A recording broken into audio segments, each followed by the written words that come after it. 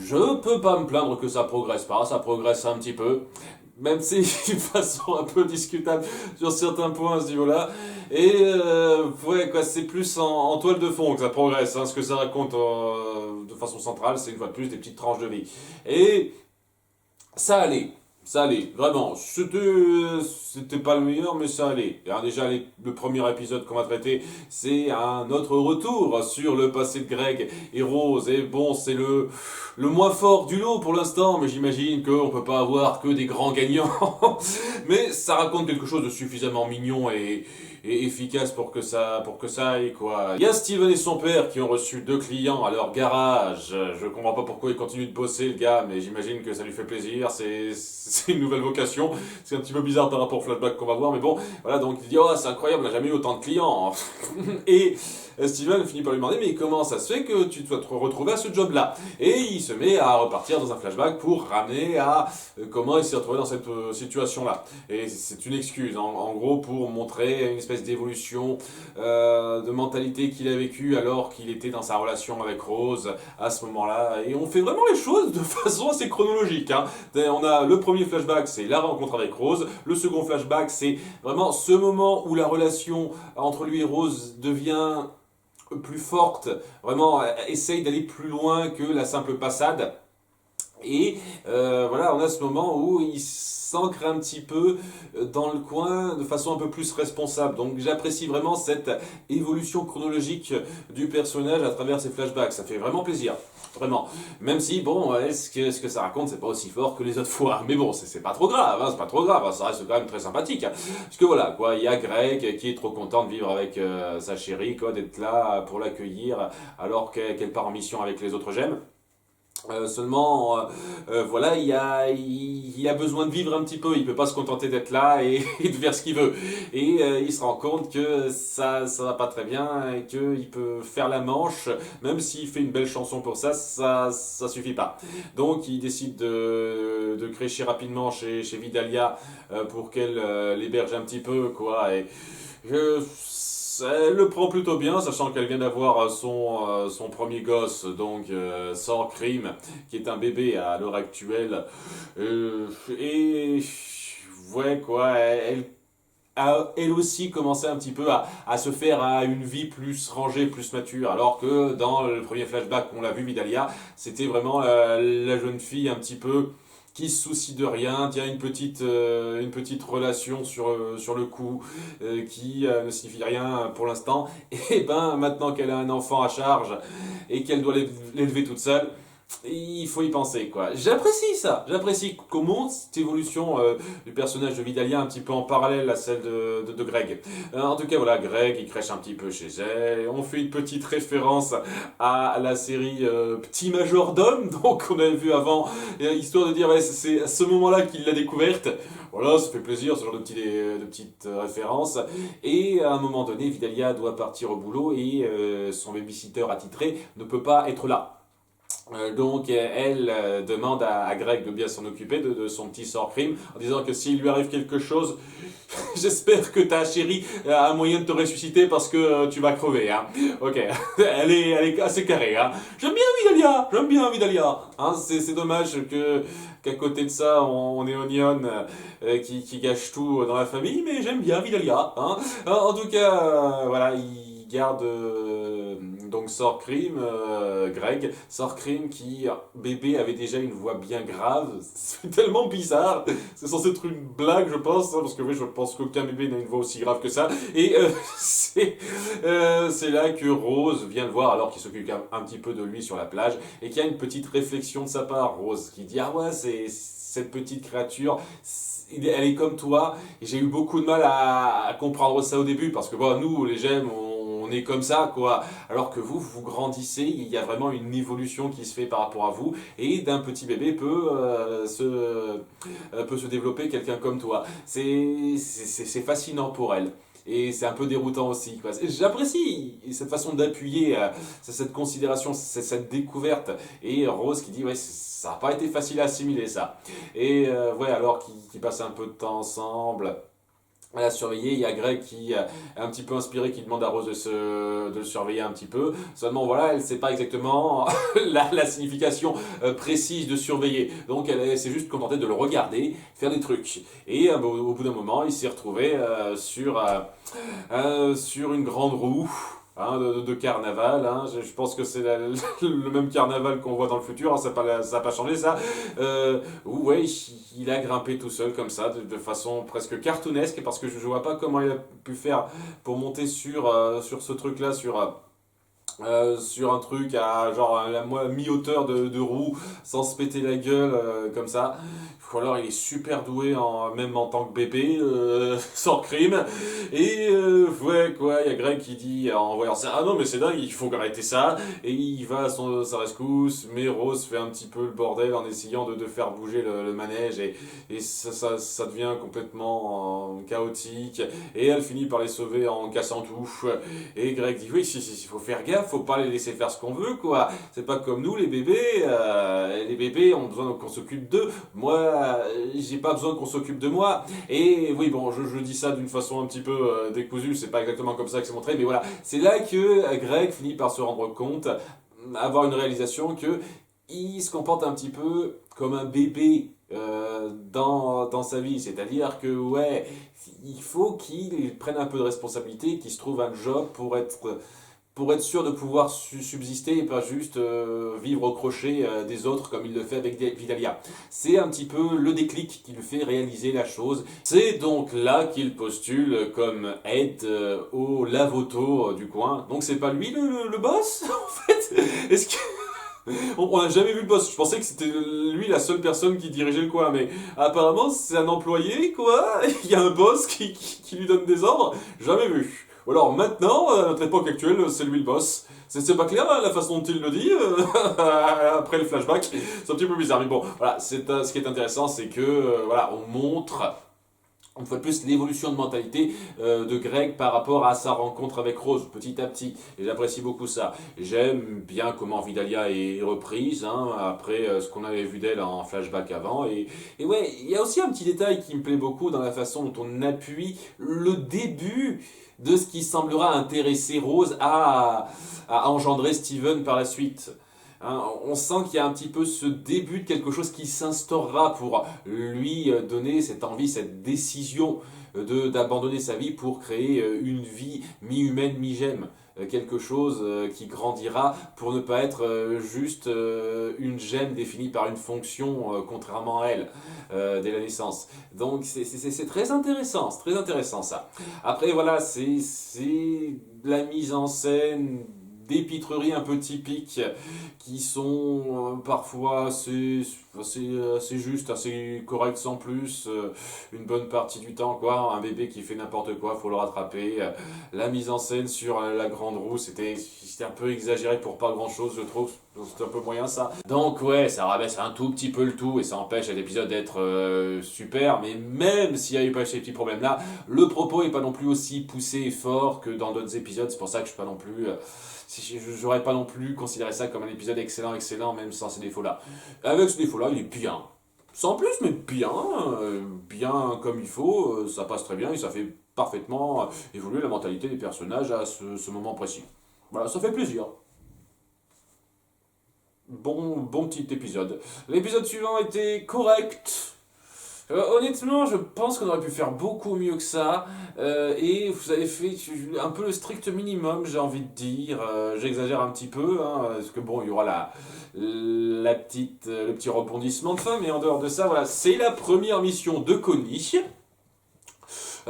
Qui donc suit Steven et Pearl parce que sur donc un coin enneigé de la Terre, il y a Garnet qui a repéré la présence d'une gemme.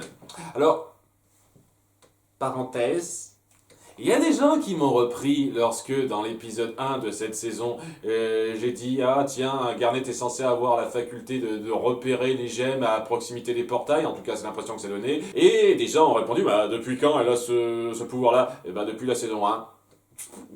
Vous m'excuserez, depuis la saison 1, on dit à quelques reprises, dans ses recherches de gemmes corrompus de notre groupe, que c'est Garnet qui repère leur position. Et c'est tout ce qu'elle fait, hein. Elle repère pas le futur en disant ouais on va combattre ça, je sais exactement ça où, non, elle repère leur position. Hein, c'est ça le truc, hein. Ça a été le cas dans plusieurs cas. Hein, je veux dire, ne serait-ce que dans l'épisode 30 de la saison 1, quoi. Elle a repéré qu'il y avait une gemme corrompue sur l'île où Steven, Lars et Sadie seront bloqués pendant un petit moment. Une gemme corrompue qui est invisible, qui est dans son coin, donc qui s'apprêtait pas à attaquer Beach City d'un moment à l'autre ou quoi que ce soit. Elle avait repéré la présence de cette gemme-là. C'est un pouvoir qui n'a rien à voir avec la vision du futur, ça. Nous sommes d'accord. On est d'accord. Hein? Sinon, c'est encore plus du foutage de gueule. Ça n'a absolument plus rien à voir. Ça ne veut plus rien dire. Déjà que ça ne veut pas dire grand-chose, là, ça ne veut plus rien dire. Donc voilà, elle a cette capacité-là, Garnet. Seulement, c'est encore plus vague que sa vision du futur parce que des fois, elle repère des gemmes, des fois non. Selon le bon vouloir du scénario, une fois de plus. Hein. Donc voilà, c'est un problème une fois de plus avec Garnet, quoi. Les pouvoirs qu'on lui alloue, c'est au petit bonheur la chance que quand ça en a envie, quoi. Donc là, elle a repéré la présence d'une gemme à cet endroit-là, d'une gemme corrompue, une seule au passage, alors qu'il y en a techniquement 3 gemmes dans le coin. Mais bon, on verra ça dans pas longtemps. Et ouais, quoi, c'est la première mission de Connie. Donc elle est trop contente. Il y a Steven qui prend des photos en souvenir, tout ça, tout ça. Il y a quelques petites mises en scène qui sont un petit peu drôles là-dessus. Et voilà, alors qu'ils s'y rendent un petit peu là pour confronter cette gemme et montrer leur capacité, et ils se rendent compte qu'il n'y a pas une, mais 2 gemmes corrompues. 2 grosses créatures assez typiques lambda, j'ai l'impression qu'on se penchera pas énormément sur celle-là. Si ça se trouve, je me trompe là. Et donc, ouais, ils sont un peu pris au dépourvu et les deux créatures partent chacune dans une direction. Et c'est là que Connie propose l'idée. Et si on se séparait? Moi et Steven, c'est bon, on peut s'en sortir, hein, on a déjà prouvé un petit peu notre force, alors Pearl hésite un petit peu, me dit ok très bien, puis on a le talkie-walkie pour parler quand on veut, ce qui amènera de la mise en scène un petit peu lourdeau à ce niveau-là, mais bon, ouais. Et ouais quoi, on va suivre Steven et Connie qui partiront sur leur chemin, et c'est un petit peu mignon, mais il n'y a rien de grandement fort là-dedans. Ils discutent un petit peu sur leur chemin, ils s'amusent un petit peu à certains moments, et ils ont des réflexions pas ultra poussées, c'est juste on va d'un point à un point B et on les fait un petit peu interagir ensemble. Et c'est mignon, c'est mignonnet, mais ouais, ça vole pas particulièrement haut, il n'y a pas de la réflexion particulièrement poussée ou intéressante. C'est là, quoi, c'est histoire de dire. Je veux dire, je déteste pas ces personnages, j'aime bien leurs relations, donc ça me déplaît pas de voir ça, mais est-ce que c'est du grand moment d'écriture ou quoi que ce soit? Non. Je trouve qu'on aurait pu faire plus fort que ça, quoi. Montrer des interactions tout petit peu plus marquantes. Mais ouais, c'est juste Connie qui dit ah, je suis préparé, regarde, le blablabla. Et Steven qui réfléchit un tout petit peu sur ce que pourrait être cette gemme. Elle parle un petit peu du principe des gemmes corrompues, c'est-à-dire que ouais, mes pouvoirs n'arrivent pas à les soigner complètement et je ne sais pas exactement comment ça marche parce que je pense clairement pas à demander ça aux gemmes au plus en plus. Un autre truc où ça aurait été cool que tu poses la question, Steven, ou alors peut-être que les gemmes ne savent pas, ça vous ne le dites pas, hein. Ah, ça a l'air d'être un truc un peu bizarre, quoi, cette espèce de rayon lancé par les Diamonds qui ont chamboulé les gemmes qui restaient sur Terre, qui les ont rendus corrompus. Je suis sûr qu'on aura une réponse à bout d'un moment, mais voilà, j'espère que nos gemmes de cristal ne sont pas au courant. Parce que oui, Steven pourrait leur demander là, à tout moment. Bordel de merde. Donc, voilà, il y a cette réflexion-là, et surtout, à un moment donné, il voit des traces de pas différentes. Donc, il y a les grosses traces de pas de monstres typiques, mais il y a des traces de pas plus humanoïdes. Et il se dit, est-ce que cette gemme serait à moitié corrompue? Est-ce qu'elle changerait entre sa forme normale et sa forme corrompue? Peut-être qu'il y a moyen de la sauver, mais ça va être tout autre, parce que voilà, ils finiront par tomber sur cette gemme corrompue, la gemme corrompue qui était partie de leur côté, et au début, ils ont un petit peu de mal. Hein, ils disent, oh, on fait pas de bruit, mais c'est là que Pearl se fait remarquer, et plutôt que de lui dire chute directement, on est devant la créature, ils font rien. Ils disent ah non non on arrête ça, comment on arrête ça? Et pendant facilement 20-30 secondes, ils essayent de mettre ça en off, mais ils portent des moves, c'est compliqué, et le gag est lourd, c'est en stupidement. Ça aurait juste pu être Pearl qui dit alors vous allez trouver votre créature, paf, ça attire la gemme corrompue, voilà, c'est tout. Ça aurait juste pu être ça, mais non, on passe des plombes sur ça, et comme si c'était un espèce de gros gag à la con, alors qu'il pourrait juste lui dire chut. Il y a Pearl qui fait comme si il disait rien, alors qu'ils parlent quand même un petit peu entre eux pour essayer d'éteindre le talkie-walkie, donc elle devrait entendre ça, mais non, elle n'entend pas ça. Pearl, c'est de la mise en scène pourrie pour, j'ai l'impression, rallonger votre épisode, alors qu'il y avait clairement moyen de rallonger certaines parties à la toute fin. Parce que voilà quoi, donc ils finissent par se faire repérer à cause de ça, quoi, ils se défendent un tout petit peu, mais Connie se sent vraiment pas d'attaque au bout du compte, se dit merde, j'ai pas l'impression d'être vraiment totalement prête, donc elle finit par parler au talkie-walkie pour dire à Pearl de venir. Et ils pouvaient pas le faire avant, d'autant plus que c'est un truc sur lequel ils s'étaient mis d'accord avant, mais bon, bref. À ce moment-là, c'est pas Pearl qui arrive pour combattre la créature, mais c'est Jasper. Voilà, on revient sur Jasper, pas longtemps après sa dernière apparition, ça fait plaisir, j'apprécie, vraiment. Et ouais quoi, elle détruit la gemme corrompue, enfin elle la fait pouffer et pique sa gemme, donc sa forme comme ça, sachant que étant donné qu'elle la met pas en bulle, elle peut la faire ça peut réapparaître n'importe quand, techniquement. Hein, logiquement, hein, c'était pas mis en bulle, donc je sais pas exactement comment elle compte faire gérer ça. J'espère qu'on aura une réponse dans pas trop longtemps, ça. Et ouais, quoi, elle montre ses gemmes à Steven en disant ah ah, en la narguant, et elle se barre au moment où Pearl arrive. Pearl essaye de rien faire contre ça, il la laisse se barrer avec les 2 gemmes qu'elle a piquées. Et après, il y a Connie qui se sent un peu délaissée, mais on la joue le même délire à la con qu'on avait joué, je sais pas, dans l'épisode 3 ou 4, je sais plus exactement, de la saison 1, vous vous souvenez, quoi, genre Steven a tout fait foirer à la fin, et il aura pas accompli grand chose, mais tout le monde lui a dit, ah mais t'as essayé, t'as fait des trucs qui ont marché quand même, donc c'est une mission réussie. Et là, Connie, au bout du compte, tout ce qu'elle a fait, c'est appeler à l'aide à la fin, et elle a pas servi à grand chose, mais c'est pas grave, t'as fait ce qu'on a prévu de faire, t'as appelé à l'aide quand il le fallait, donc c'est une mission réussie. Bien joué, Connie! T'as rien fait, mais c'est super. Et on essaye de la jouer heureux, tout ça, alors que il y a 10 secondes de ça, vous avez vu Jasper se barrer avec 2 gemmes qu'elle a piquées, qu'elle a chippées, et vous posez pas plus de questions, ça sur le coup. Il y a Steven qui regarde rapidement la photo qu'il a prise en se disant qu'est-ce que ça veut dire, mais rassurez-moi, l'épisode suivant, vous allez rebondir là-dessus directement.